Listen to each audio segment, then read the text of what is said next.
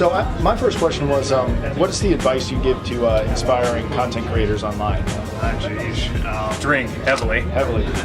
I mean, for us doing reviews and entertainment and stuff like that, I mean, just there's a lot to say, but like the Cliff Note version is think of yourself going online and what would you click on, and when the video starts, what would you click away from? Don't do that.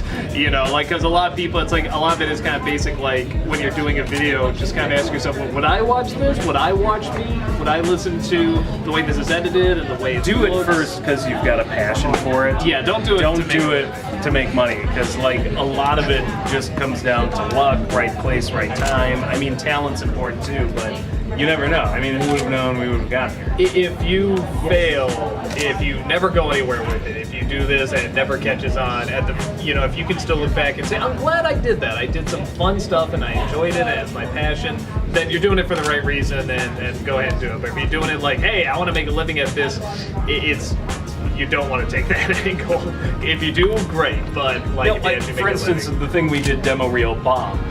But I look back and I was like, you know what? I got to write a sitcom. Who else got to do that? Like, you know, it was fun and I got to do it, and so what? Who cares if it bombed? Like, if you go into it with that attitude and just have fun with it, it's much better if you throw everything into it and then it's not working out and you're just like, nobody loves me. Because it's the internet. Nobody does really love just go in with a lot of passion and just do it for the fun. Yeah, do it constantly too, and take feedback, but again, be honest about the feedback. If it sounds like, oh, they really have a point, do that, but if it sounds like they're just being jerks, or even if you disagree with it, you know. I mean, there's a difference be honest between with yourself. Your editing could use some work and I hate you and your stupid face. But be very honest with yourself. You think something is really working, keep doing it, because the comments aren't always right. But if they mention something you're like, that's a good point, I might want to change that, you probably should change it. How do you handle basically just the negative comments you guys get? How do you guys just block them out? I don't know. For some reason, going into goes back to drinking. For some reason, going into this, I just sort of assume that's part of it. You see celebrities in every culture, and every celebrity, if they get famous enough, or even not that famous, is going to have people that aren't going to like them. That's just how it is. And the idea that you can win everybody over, I think, is sort of a foolish idea. So, you just have to go in knowing, hey, you're not going to win everybody, but if you can get even a small amount of people to like you, that's great. And when you have a large amount, that's even better. And when it's the majority, it's fantastic. There's a great saying, which is, I love haters because they give me their undivided attention. Yeah. And it's true. And I'm like, wow, so you literally took the time out of your day to write this, to reply. And the longer they are and the more vitriol-filled, the funnier. Because it's just like, wow, for somebody who hates me so much, you really are giving me a lot of your time. Thank you. Well, there's also something to be said for the extra ad use. Well, I think there has to be a passion. If they write that much, that means they have a real passion for what you're doing, even if they hate it. And like when we did the fight with James Rolfe, so many people thought it was serious. Hey, you shut up, you can't be doing this, which we were ecstatic about. We were so, because people really get invested in this and they get so into it and they want to pick a side, and it's like, and I was fine being the villain, because people are getting into it and they will come and they will watch your stuff. I think Man of Steel was one that everybody said, you can't review, we will be so angry and we will, not watch you, and so it's the most viewed video we've done.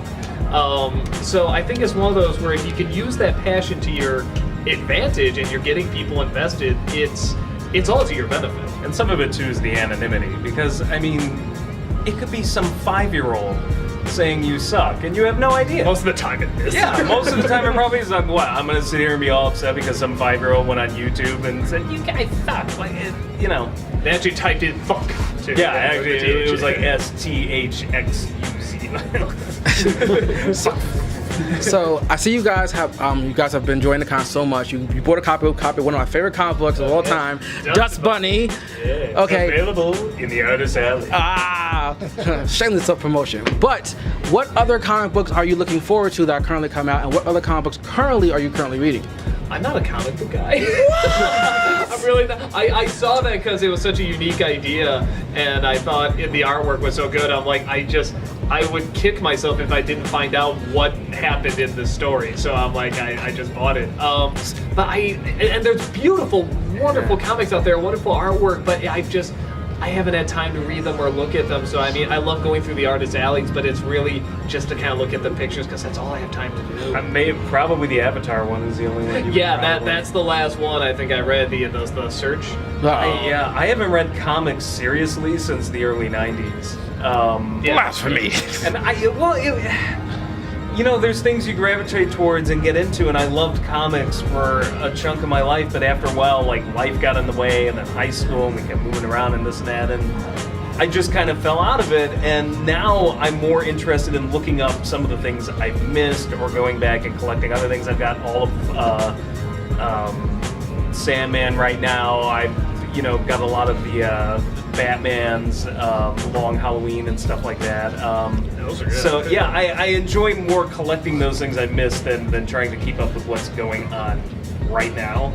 But there's a lot. I'll probably catch up with Civil Civil War in a few years because I'm 15 years behind everything. No, because every time I see this stuff and I hear these stories, I mean, they're amazing. The comic world, online, everything right now is amazing. It's so big, I just don't have time to keep up. So with comics not being your forte, what are your go-to passions outside of YouTube and obviously your YouTube content? Movies, really. I mean, we just love movies. There's some shows like we've gotten more anime. into. There's some shows we've gotten more into. The ones we get really into, we usually do vlogs on, like Gravity Falls and Avatar, and Adventure Time and stuff like that. TV's gotten really good right now too. Daredevil,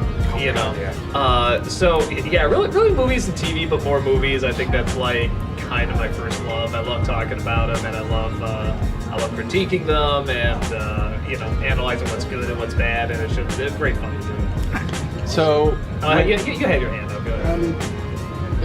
Is there anything that you haven't reviewed that you guys wanted to review but wouldn't for some reason?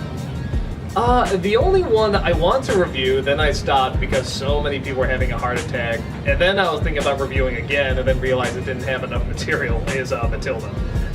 Because I really wanted to do that movie because I still don't like that movie. I don't hate it as much as I used to, but I really don't like it. But when I was coming around to thinking about doing a review, I was realizing that I didn't have... It's been built up so much now, especially now that we also know Mara Wilson, that I realized I don't think the movie would give me enough material to make this a really great review, and I should only do it if I can make it a great review. I'm just in that camp because I was always just indifferent to Matilda. I never hated it, but I never loved it either. Yeah, so that's probably the one. Yeah. All right. One of my favorite videos that you did was the old versus new on the 1989 Batman and the Dark Knight, and we got your impressions on Jack Nicholson Joker and on Heath Ledger Joker. But now we got the new Suicide Squad coming out with Jared Leto as the Joker. I want to get your impressions on that design for both of you. The design is not, I think, is almost not fair to ask, because when I saw Heath Ledger as the Joker, I'm like, oh, this looks ridiculous. This isn't the Joker. The guy can't put. No, put Doug, you're makeup supposed to on wrong. prejudge now before you don't know anything about it. So, I mean, I sort of looked at the image and I went, whoa, like that's really intense and creepy, but I won't know until I see the performance. I have no idea. I don't know that much about the Suicide Squad either. So, I mean, I kind of know the general gist, but I've never read the comics or anything like that. So, I mean, I have no idea. Hopefully it's good. I thought it looked cool. Scared me. I don't know what there is to say yet. Like, the amount of prejudging that goes on, whether it's Heath Ledger as Joker, everybody flipped out over that, Affleck as Batman, now we've got Leto as Joker. Just wait till it comes out. Then you can say whatever you want and be like, this is the world's biggest piece of crap. But there's just not much to say yet. I thought the design looked interesting, and like, really, Ledger's Joker, way more than this one, I was more worried about just from what I saw, and I was like, well, I don't know how this is going to work. He just looks like some old lady that put on his lipstick, right? But, it worked. Yeah, it really worked. In the end. So we saw the movie, and it made us a believer, so. What do you guys think about the Batman versus Superman and how that plays into the Marvel Cinematic Universe? Do you feel like that movie has a... It plays into the Marvel Universe? No. In the sense that it's super important that it does well, or else the Marvel Universe, I think, will crush DC for a little while. Oh, I see. I think DC's mistake is trying to catch up to Marvel and do their own universe. I don't know. Think of it this way: how many Marvel movies do we already have every year, versus how many movies do people just see every year? Like, most people don't have unlimited disposable income. So now you're going to add DC into the mix. I just feel like they're just going to cannibalize the entire comic universe eventually. But The one thing that we were saying that I think the one thing DC seems to be ahead of Marvel right now is that we are finally getting a female superhero movie. We're getting Wonder Woman, and it sounds like they're putting good people in there. They got one of the directors of Game of Thrones and Breaking Bad and stuff. I mean, a really talented director.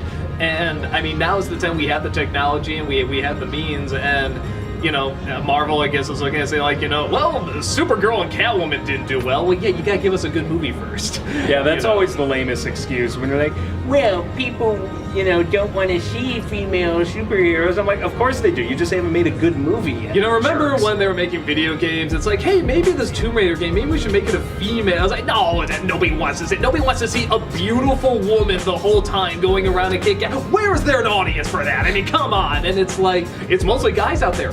Yes, that is why it will just succeed. like that Mad Max movie, feminist propaganda. Yeah, no, and every guy that sees Mad Max, I mean, just hates it, right? It's so not a manly movie in any way. I mean, so it's a silly argument, but that's the one area where I think DC is really, they're probably gonna get Marvel on that one, because I mean, it'd be pretty hard to mess up Wonder Woman now. 20 years ago, it'd be very easy to mess DC up. right now, their biggest accomplishment has been in TV, and I can't complain, because I'm normally more. Generally, Marvel has impressed me more, but DC's television work recently is fantastic, and Marvel finally got into it with Daredevil. Yeah. So I don't know. I'm kind of thinking maybe TV's the better format for them. Yeah. Because I'm just starting to hit a point where I'm like, there just might be some fatigue with just having to see all these movies. Whereas TV's kind of fun. You can just sit there and you can watch it at your own pace. And Yeah.